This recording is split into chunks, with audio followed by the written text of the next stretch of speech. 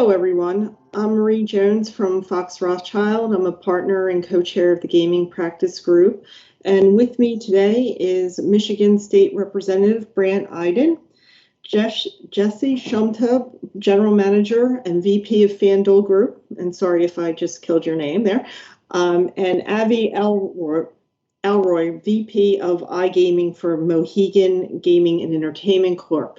And what we're going to be talking today about is iGaming and the expansion of it, especially with the land-based casinos being shut down. We're going to explore some of the issues regarding the growth of iGaming and some of the issues that we see because of this quick growth and quick change.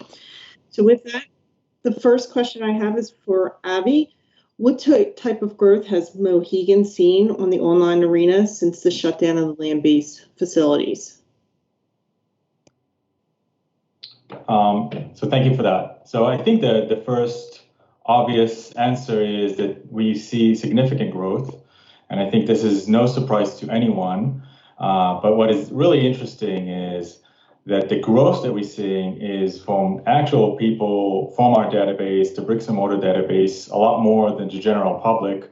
And I think that is very encouraging for us to know that people who cannot go to the casinos right now are able to go and play online and are not afraid from that hurdle of playing online. So that's very positive for us. Do you think once the land-based are open again that you're going to see the continued growth online, or do you think people are going to want to be back out and be willing to go to the modified land-based facilities? So, I mean, I don't have a crystal ball. I think there's a lot of unknowns right here, right now. But I do think that those who were able to go through that hurdle of playing online, they were not used to it, will now enjoy both products of online and bricks and mortar if they enjoy the bricks and mortar in the past. So we definitely, I would see a more omni-channel activity than just one or the other. Where would you like to see the growth of iGaming going from this point, or perhaps some relaxation of some iGaming regulations? Definitely. So I think we are in multiple states.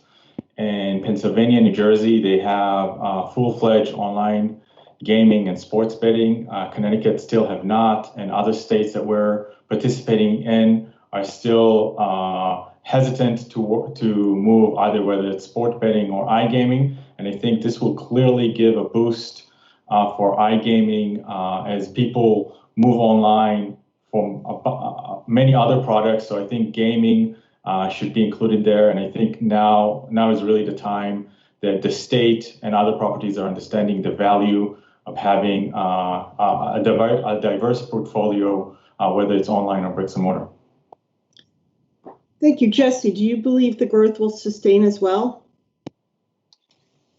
Yeah, it's hard to say. I would say that it would be unusual to see the growth sustain forever, obviously. But I think so long as we see some sort of modified behavioral changes from the general public with these stay-at-home orders and what local governments are implementing from a public health perspective, we should expect to see some kind of organic migration of land-based customers trying online for the first time.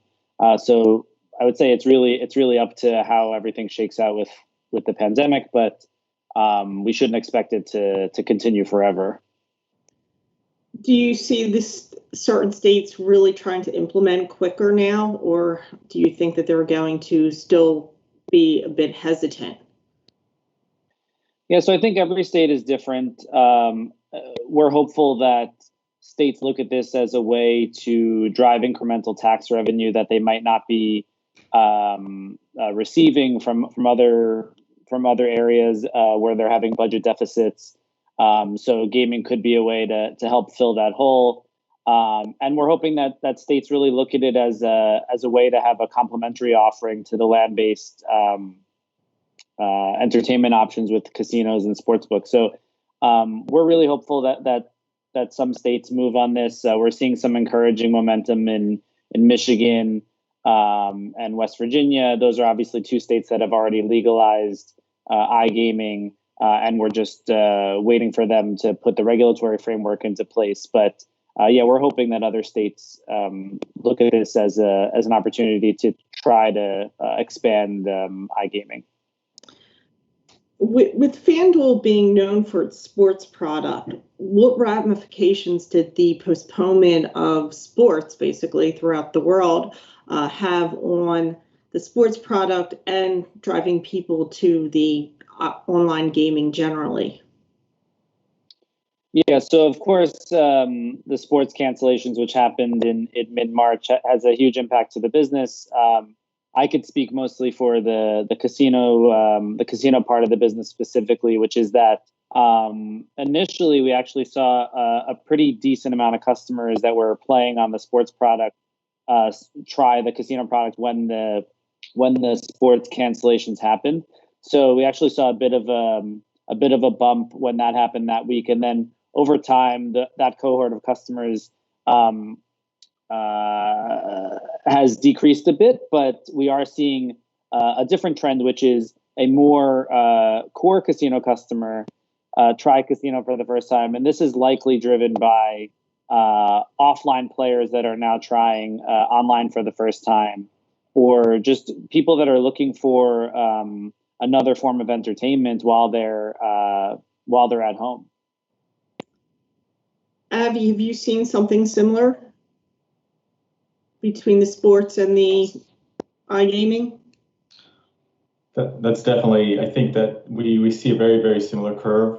And obviously now there's not a lot of sports going on, so there's a shift. And again, to what I said earlier, there is that people being afraid of online or not understanding online are now doing that just because there's nothing else to do. So we have to come up with some other ideas of different games and maybe get the states moving on some different game ideas too. Which leads me to Brant. Michigan's moving really quickly towards go live for iGaming. What are some issues or concerns you see based on this, the quick movement to get everybody up and running? Sure. Well, Jesse made a great point, and that's one that we're trying to capitalize on here in the state, which is really a revenue issue. And as Jesse mentioned, every state is going to be dealing with this. We are going to have significant budget shortfalls, and without those gaming dollars, that revenue from the commercial 3 casinos in the city of Detroit comes to the state as well as the city of Detroit. And when that goes away for months on end, we're left with significant budget shortfalls, and one that we have to address. So because of that, we are moving quickly. The rules are out. It's been a couple weeks now. That's part of a 60-day stakeholder process where we're waiting for feedback on those, hopefully with an implementation period sooner than the 1 year that was originally discussed and written into the legislation. It does lead me, though, to a couple issues. One is we still have a timing issue as it relates to licensing. I think as we look at licensing, that always takes the longest. Even if we could get these rules promulgated by the end of July, first part of August, you're still going to see licensing take longer. Now we are trying to expedite that with operators and industry folks who are licensed in, say, New Jersey or Pennsylvania. We're trying to get them provisionally licensed here, but that process always takes a while. Secondly, and I think that this one is one that I'll be interested to see how it plays out. If you recall, the legislation specifically says, and we negotiated this quite extensively, that once one tribal casino was licensed and one commercial casino was licensed, we could go online. Well, in addition to the year. And so what you're seeing now is that tribals, casinos, and others have then partnered with operators who have planned on 1 year and are in fact taking that time to build out their platforms. Well, if we get everything up and going in an expedited timeline, let's just say this fall, you run into a situation where you're actually going to be at a competitive disadvantage if you're one of those operators that was taking the time to build out that platform. And in fact, they may not put the investment into Michigan that we originally anticipated. So you've got market issues, and then you've got consumers who may not be able to get the best options available, or all the options that they were otherwise going to get with this expedited timeline. I think in the end, it's important. It is a revenue source, because even when the land-based casinos open, it will still be at a less capacity than what we've seen, with a plan similar to Nevada. The casinos in Nevada, three commercial casinos in Michigan, are planning the same rollout process: 25% occupancy, 50 in build up. So we're going to need other revenue sources, and so it's imperative that we do get online. I think that there could be some potential shortcomings, but I think we need to get there. And hopefully soon. Yeah. One item that would grow both revenue for states and allow for a better player experience is shared liquidity.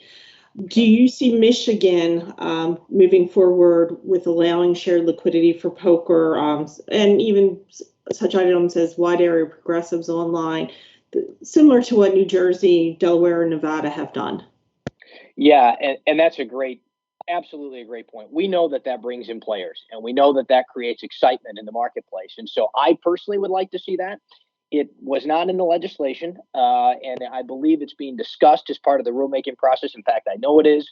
The issue that we're going to have with that, though, is really comes back to the original battle that it took me 4.5 years to get this passed, and that was because it's a fight with iLottery. Really, at the end of the day, the administration and our governor believe that those larger jackpots could potentially pull dollars and players from iLottery.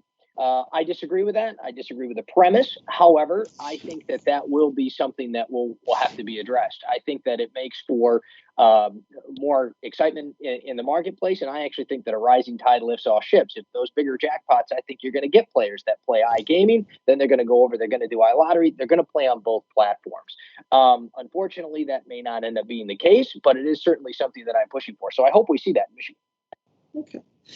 Well, with individuals being stuck at home, and you were just talking about them maybe crossing over between the iLottery and iGaming, that does bring up the concern of increased play, increase of individuals being stuck and bored, and the potential for problem gaming.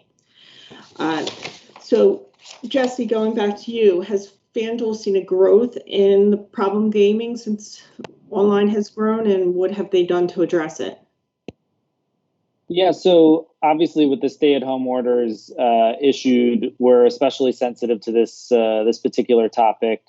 The team is doing some enhanced monitoring just to make sure that we're not seeing anything unusual in terms of number of players and the percentage of players that are exhibiting any type of RG type concerns.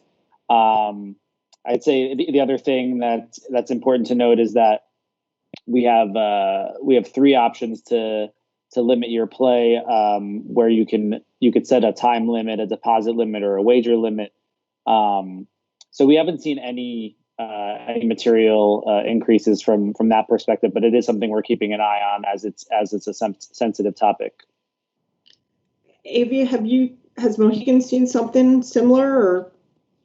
So just to echo Jesse's what Jesse was just saying, we are also doing some more monitoring, and I think the good news about online gaming, unlike bricks and mortar gaming, is that you have a lot more tools at your disposal to understand problem gambling, and that allows us to do a better job at problem gamblings and monitor self-exclusion and other methods of using for responsible gaming. So right now we don't see anything peculiar and out of the ordinary, but I think the fact that it's online allows us to have a better understanding of what our players are doing and if it's an issue. Which takes me to Brant. What type of relationship do you see between land-based casinos and the iGaming operators when it comes to responsible gaming and excluded or self-excluded individuals? Yeah, this was something, again, as we were working through the legislation. Problem gaming is always an issue. It's always something that's on my colleagues' mind, and we want to make sure that we are very diligent about that. As such, I think that there's a tremendous amount of interplay there. Actually, given the technology that we have, the ability to track the way people play, how they play, the amount of bets that they're placing, how often they're placing them, what times of the day. There's really, in fact, we can monitor folks better and actually help people with their addiction issues better online, I believe, through technology than we can at the land-based casinos. And so I think there's a tremendous amount of interplay there. If you've got regular customers that are both playing at your land-based property as well as online, you're going to be able to track their play, their style of play, their habits, and make sure that we're monitoring any potential addiction problems. So I actually think that they work simultaneously together, and utilizing the technology that operators like Jesse and others have, I think that we can actually help people in the long run. That sort of leads to the broader question of what do you see as the relationship between the land-based casinos and the iGaming operators? Are they only to complement? Should they be working independent of each other, or sort of trying to grow the industry? Because there is an inherent sort of conflict right now with the land-based being closed and then online being so important, and then when they go back to the land-based being open. So, Brand, I'll start with you with that one. Okay, yeah. I actually think that I'll take New Jersey as a prime example. We've actually seen growth in Atlantic City because of the way online is partnering with their land-based operators to bring people in through offers, through enhancements, play, loyalty, rewards. You're able to bring people in and actually grow your consumer base by partnering the two together. One specific example we've seen here in Michigan, separate issue again, but coming back to the iLottery. Our iLottery ties in with our retail lottery all the time. And in fact, cross marketing, cross promotions, and we actually see that we get increased players because of that. And so I think the same thing is going to happen here in Michigan once we are up online. I think you're going to see the casinos actually probably bring in more foot traffic because of what they're going to be able to offer to players. And Jesse, what do you see as the relationship moving forward between the land-based and iGaming? Yeah, so I think what we've seen in New Jersey early on was that there was a lot of data coming out from some of the key properties there that was showing that online was actually very complementary to the land-based offering, that the lion's share, the vast majority of players that those properties were seeing were new to their database, people that weren't already being tracked by those properties. So we've always had the belief that it was complementary to the land-based offering, that it would help grow the overall gaming market, and we still believe that to be the case. I think now with what's going on and TBD whether consumer behaviors change long term because of what's going on. It'll be interesting to see how some of the land-based operators, or the core land-based operators, will really look at this as a means to diversify their business, as a means to have a bit of a hedge, if you would, so that you have a product that you can monetize your customers on if the retail footprint is not fully operational. And Abby, have you seen the same thing with Mohegan and the relationship? So yeah, I absolutely agree that it is the two complement each other, and it's actually further strengthening the feeling of the tethering, so that online is tethered to the bricks and mortar licensing, and it's not independent of each other. So this helps, like mentioned, the diversification, and allows you to play between playing at home and on the bricks and mortar when that is going to be available. Great. I would like to thank the panel for this quick webinar this morning, and there is going to be some question and answer time, I believe. So thank you again, everyone.